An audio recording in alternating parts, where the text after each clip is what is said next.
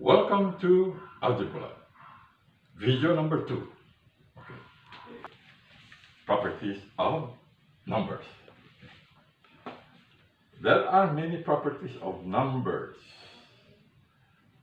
but the more known and the more popular ones are actually 3. We have the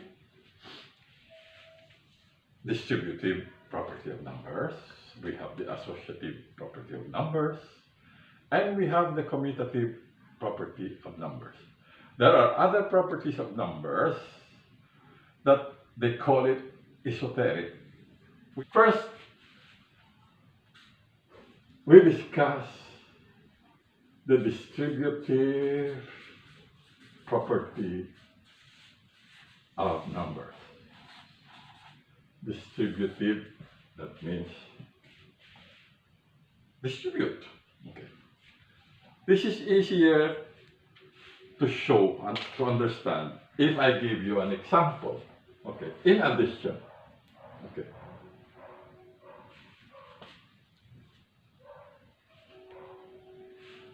If this is your equation, okay, take a look at the parentheses. Very important. Importante ang papel ng parentheses. The reason why it's inward, okay, hindi siya palabas, is because this one is, you solve this one first. Okay? Magkakasama yan. Okay? Distributive is this one, this number. You will distribute it to this number and this number. So which comes out to A, because this is multiplication. Remember, in the absence of an x, that's multiplication. It becomes AB plus AC. These two are the same. You just distribute A to B, A to C. Okay. In multiplication, it is like, okay, we use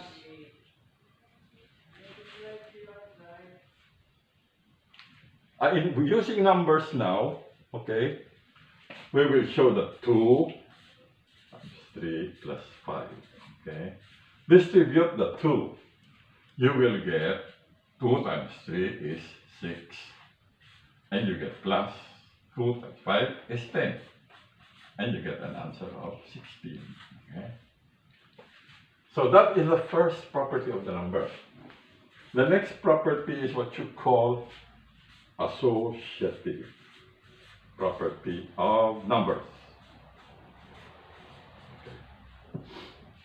Associative means you just group the numbers. There is grouping. Okay, you can group the numbers, but be careful because in addition, okay, for example, A plus B plus C. When you group it, now, you take a look at the parentheses. You can group this as A plus B plus C. The same. Associative is just group A and B. Okay. In numbers, okay, you say 2 plus 3 plus 4. If you want to group it, you can do it. 2 plus 3 plus 4, okay? Or you can do this, 2 plus 3 plus 4. Associative, that means ginugroup mo lang, it's grouping, right? The third one is commutative. Commutative property. As the word suggests, it's commute, okay? Tina-transfer, you move it around. In mathematics, the commute means you move something around. You move a number around. So, it is better to show an example, okay? A plus B, okay, if you want to move, you can say, move B plus A. It's the same. In multiplication, 2 times 3, which can be written also as 2 times 3, you can do this as 3 times 2. And the result will stay the same. Okay? So you have the three most popular: distributive, associative, and cumulative. Okay, what we call identity. Okay, we'll call this maybe number one, esoteric. Okay, identity, which is may complement yan, inverse.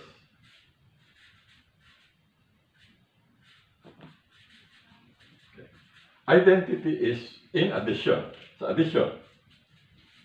It is a number that when you add it to a certain number, for example, 3, mag-equal pa rin siya ng 3. It does not change its identity. And that number is, of course, 0. Itong identity number, 0.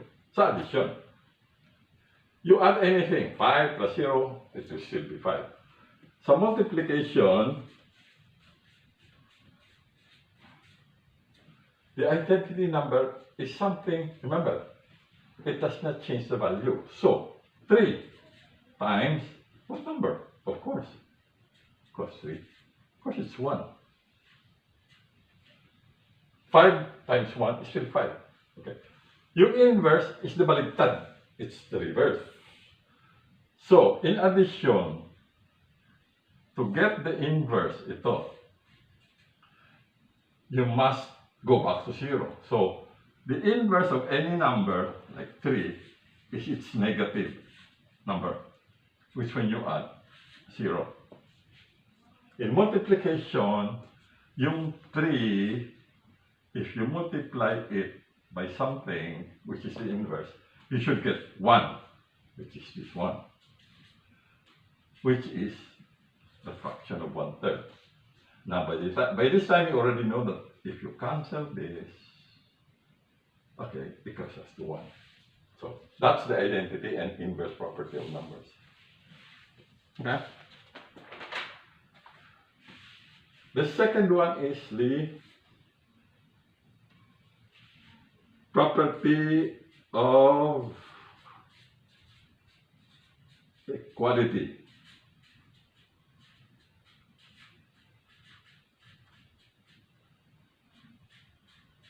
Of equations. So in an equation, you usually have, let's say, okay, 2x equals 10. This is one side of the equation, and that's the other side. The property of equality states that whatever you do on the left side, you should also do on the right side. For example, if you multiply this by 5, it becomes 2 times 5 times x. You should also do that on the other side, which is 10 times 5. So, the answer here is actually 5. You test it now. If it's 10x equals 50, anong answer? 5 pa rin. So, if you divide this by 2, you should also divide on the other side. That is the property of equality of numbers. You will use this property a lot of times, especially when you are solving equations. You have the zero, ito, bihira ang zero product quality of numbers.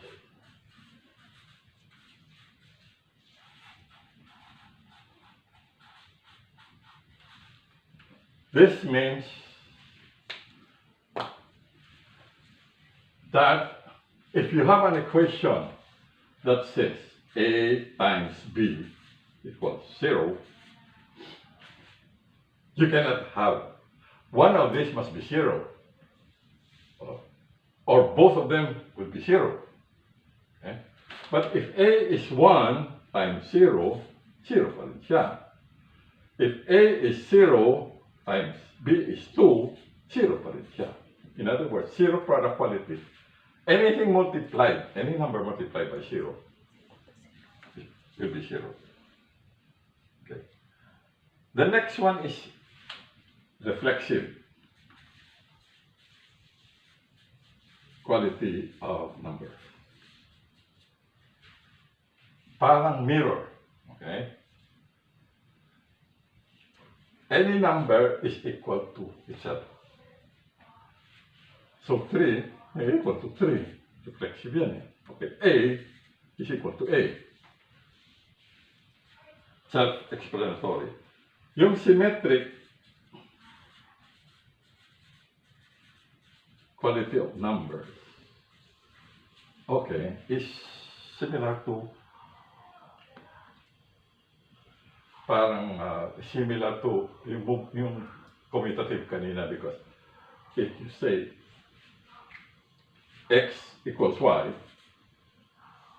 is symmetric with y equals x. Ay, pagbidaligtad pa. Symmetry. Vice versa. Magkamukha. Okay. Yung transitive quality, this involves a little logic. Okay. It can be explained by if x equals y and y equals z, then you can jump. Sabi nga, alisin mo yung middleman na y. You can say x equals. You can safely say x equals z. Yun ang transitive. You jump from A to Z by passing y because equal naman sila lahat. Okay? This one is also, you use this a lot in algebra and mathematics. And then you have the trichotomy. Okay? Trichotomy. Parang ano to? This is not a medical term, hindi ito anatomy o kaya yung ano. Trichotomy is the property of two numbers, at least two numbers, okay? Yung relationship nila.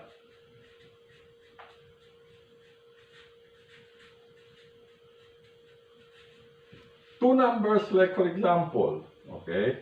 Let's say, use letters muna. X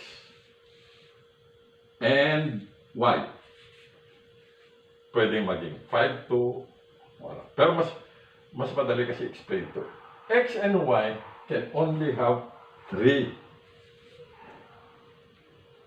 relations. They can either be equal, X can be greater than Y, or X is smaller than Y. Wala na. Okay? There is no other. There are only 3. That's why you notice my tri. It's trichotomy. It comes from the word tri, tatlo. Okay. And the last one is, number 8, is substitution.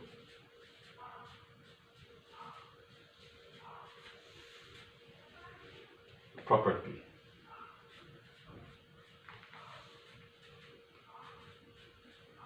This one dito na lang natin. Okay. Sometimes you have 2x equals, let's say 10. And they will ask you if you should gumagamit ng if x equals 1, then you will have your answer, diba? If x equals 2, that means ang substitution property is, if you substitute the values here, x, 3, you will have different answers. This one, ang answer dito is 20, dito 10, dito 30. Right? This is what we call substitute. We substitute. If x is 1, x is 2, x is 3. You can solve the equation. Okay. So I'll see you on the next video, which is video number 3. Have a nice day, boys and girls.